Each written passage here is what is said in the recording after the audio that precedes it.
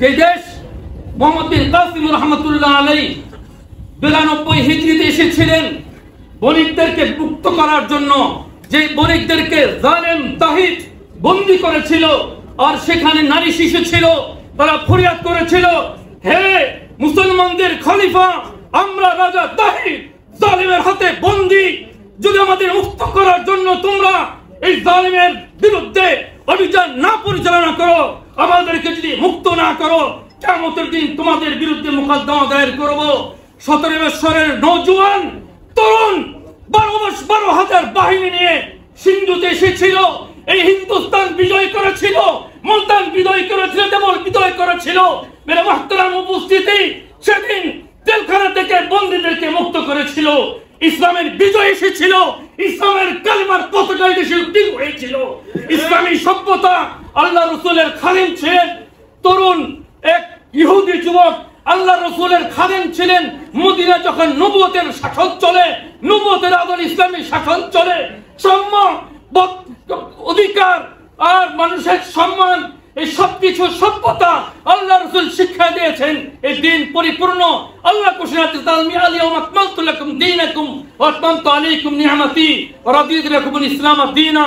ইসলাম দ্বারাই অসভ্যতা, অবিশ্বাসীদের পশুত্বকে আমাদেরকে ধ্বংস করে দিতে হবে।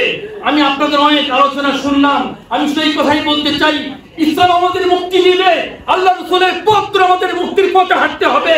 আমাদের রাসূল শিক্ষা দিয়েছেন সম্মুখী যিনি রাসূলের খাদেম, ইহুদি বালক অসুস্থ, রাসূল বলেন বালক কোথায়? রাসূল তাকে দেখতে গিয়েছিলেন, আর সুস্থতার জন্য সেখানে যাওয়ার পরে ওই বালক ইহুদির মাথার কাছে বসে রাসূল তার সেবা করতেছিলেন, খোঁজখবর নিতেছিলেন। এরপর রাসূল বলতেছেন, আসলিম, তুমি ইসলাম গ্রহণ করো। ওই বালক তার বাপের দিকে তাকিয়ে বলতেছিল, আমি কি করব? তার বাপ বলতেছেন, আবুল কাসেম, তুমি আবুল কাসেমের ইতাআত করো, ইসলাম গ্রহণ করো। ওই বালক ইসলাম গ্রহণ করেছিল। ইহুদি মদিনার শাসন, ইসলামী শাসন, রাসূলের কর্তৃত্ব, নবুয়তের কর্তৃত্ব থাকার পরে রাসূলের খাদেম ছিল একজন ইহুদি বালক, আর শেষ পর্যন্ত তাকে চিরস্থায়ী জাহান্নাম থেকে মুক্তির পরোয়ানা কালেমা লা ইলাহা ইল্লাল্লাহ দৌলত দিয়ে তাকে জান্নাতি করেছিলেন। আমি বলতে চাই, এই দেশ মোহাম্মদ বিন কাসিম বিজয় করেছিলেন, আমাদেরকে মদিনা ইসলাম পৌঁছে দিয়েছেন। এই মদিনা ইসলামকে ধ্বংস করে দিয়ে আমাদেরকে পশুত্বর, বর্বরতার, অসভ্যতার, আমাদের জঘন্য জীবন আমাদেরকে তারা আমাদের জীবন আমাদেরকে ধ্বংস করার জন্য তারা সর্বগ্রাসী চক্রান্ত ষড়যন্ত্র করতেছে। আমাদেরকে শপথ নিতে হবে, সমস্ত ত্যাগের জন্য প্রস্তুত হতে হবে। ইসলাম দ্বারা এই সমস্ত অবিশ্বাসীদের অসভ্যতাকে আমাদের ধ্বংস করে দিতে হবে। যারা কারাগারে রয়েছে, আমি এই উপস্থিতি সকলের পক্ষ থেকে বলতে চাই, কোন মামলার সাক্ষী নাই, প্রমাণ নাই, একটি সাক্ষী আমার বিরুদ্ধে ছিল না, তবুও কোর্ট থেকে আমাদেরকে জামিন দেওয়া হচ্ছিল না।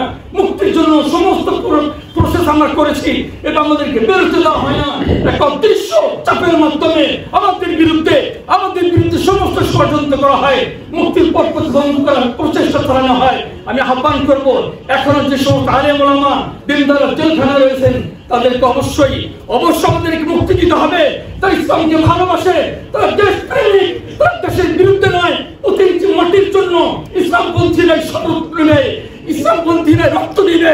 1 ইঞ্চি মাটি এই দেশের দখল করবে।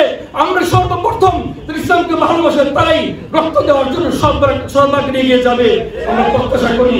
এই জন্য হাজিরিন, আমি আজকে